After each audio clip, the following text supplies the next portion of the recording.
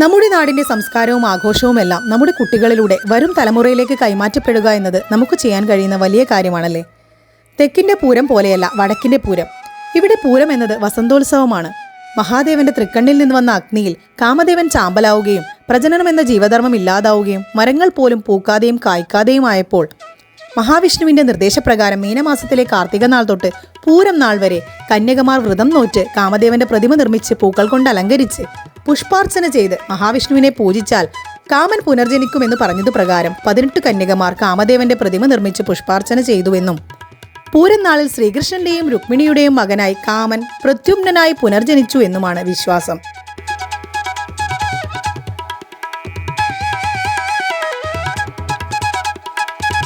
അന്ന് കന്യകമാർ ചെയ്തുകൊണ്ടിരുന്ന ചടങ്ങ് ഇന്നും ചെയ്തുകൊണ്ടിരിക്കുന്നു.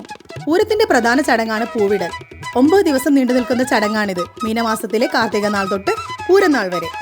പൂവിടാൻ പ്രധാനമായും വേണ്ട പൂക്കൾ ചെമ്പകം, ജടപ്പൂ, ചിള്ളിപ്പൂ, മുരിക്കിൻ പൂ എന്നിങ്ങനെയാണ്. എന്നാൽ മറ്റു പല പൂക്കളും ഉപയോഗിക്കുന്നതിൽ തെറ്റില്ല. ഇന്ന് കുഞ്ഞുമംഗലത്തെ വീട്ടിൽ ഞങ്ങളുടെ മക്കൾ കണ്ണനും ജുഗ്രുവുമാണ് പൂരക്കുഞ്ഞുങ്ങളായി പൂവിടുന്നത്. അമ്മമ്മ ചാണകം കൊണ്ട് കാമന്റെ പ്രതിമയൊക്കെ ഉണ്ടാക്കി പൂ കൊണ്ട് നല്ല കുടയൊക്കെ വെച്ചു കൊടുത്തിട്ടുണ്ട്. നമ്മൾ പൂരക്കുഞ്ഞുങ്ങൾ നല്ല ഉഷാറായി പൂവിട്ടു. കിണ്ടിയിലെ വെള്ളമൊക്കെ തളിച്ച് അരിയിട്ടു, പ്രാർത്ഥിച്ചു, കാമനെ വണങ്ങി, പൂവി. അങ്ങനെ വീട്ടിനുള്ളിലും കിണറ്റിൻകരയിലും പൂവിട്ടു. ഇവിടെ എല്ലാ വീടുകളിലും പൂരോത്സവത്തിന്റെ ഭാഗമായി നടക്കുന്ന ചടങ്ങാണിത്.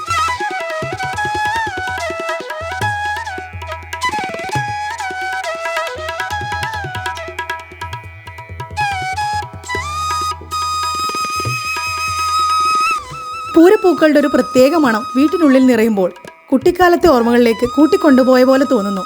പ്രത്യേകിച്ച് ചെറിയ പെൺകുട്ടികളാണ് പ്രധാനമായും പൂരക്കുഞ്ഞുങ്ങളാകാറ്. എന്നാൽ ചെറിയ ആൺകുട്ടികൾക്കും പൂവിടാവുന്നതാണ്. നമ്മുടെ കുഞ്ഞുമംഗലം നാടിനെ സംബന്ധിച്ചിടത്തോളം ഒരു വീട്ടിലും പൂ മുടക്കരുതെന്നാണ്.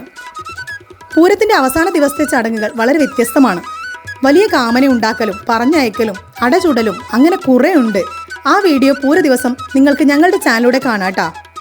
കാലമില്ലാത്ത കാലം എന്ന് കുഞ്ചൻ നമ്പ്യാർ പറഞ്ഞതുപോലെ കാമനില്ലാത്ത കാലം വന്നാൽ പ്രകൃതി ഇല്ലാണ്ടാവുകയും ഭൂമിയുടെ താളം തെറ്റുകയും ചെയ്യുമെന്ന ഉത്തമ ബോധ്യം സകല ജീവികൾക്കും നൽകുന്നതാണ് ഓരോ പൂരക്കാലവും.